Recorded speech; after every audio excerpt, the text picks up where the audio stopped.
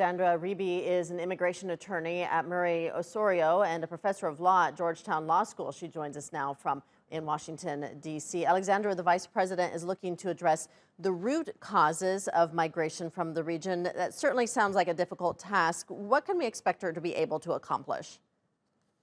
Right. So I think it's important to know that when we're talking about a surge of people coming to the United States, most people, none of my clients willingly choose to leave their families behind or leave, everything that they've ever made for themselves. And so really you're talking about a desperate situation for people. You're talking about countries where they can't leave their house after 6 p.m. because the gangs moderate everyone who comes and who goes. Femicide levels are through the roof. Corruption levels are through the roof.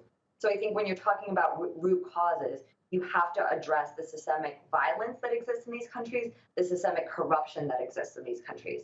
And I think that Vice President Harris, if the Biden administration wants to pass any kind of immigration reform in the United States to help those individuals that are already here, there's no way for them to be able to do that if they don't address some of the influx of the people coming into the United States. As far as corruption, what can the vice president realistically do to try to tackle that during this visit?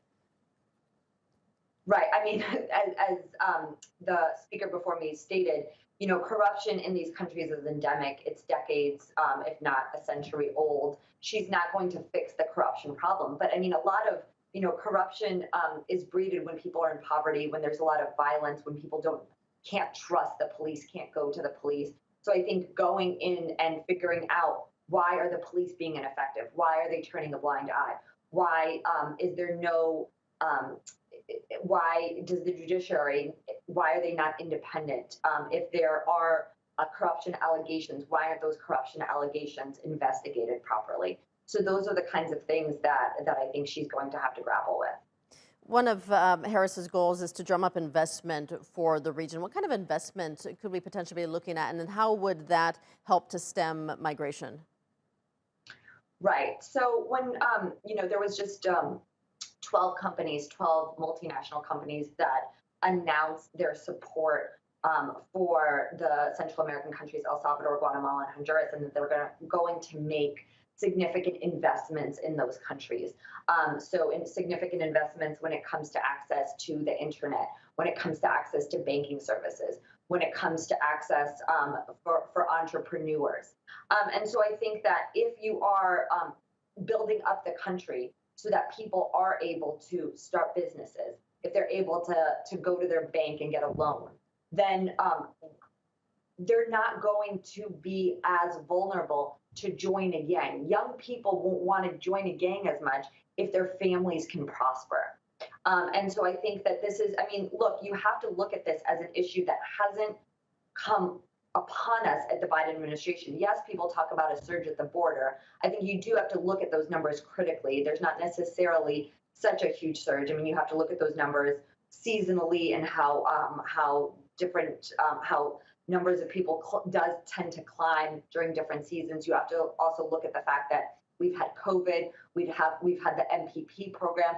So there's been people who have been trying to come into the United States for the last year, and maybe they're able to make it across recently. That doesn't necessarily mean that there's a surge in the border, but certainly there are lots of people who are trying to enter the United States because they simply can't live their lives in their home countries. And that might have to do with poverty, but also underneath of that, it's violence, it's corruption. They can't turn to the police, as I mentioned, and younger people are turning to gangs because there are no opportunities for them in these countries.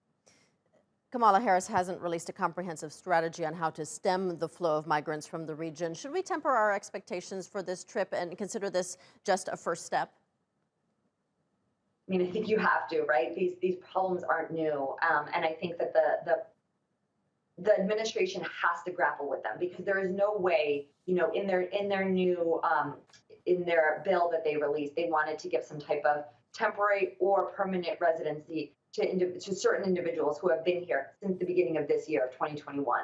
And so there's no way that you can really pass that. You can't get the Republicans on board with that if you're not doing something to try and get people from coming into the United States. I mean, the Trump administration, that was their kind of their motto, was that we have to be harsh on people entering the United States, family separation, detention at the border.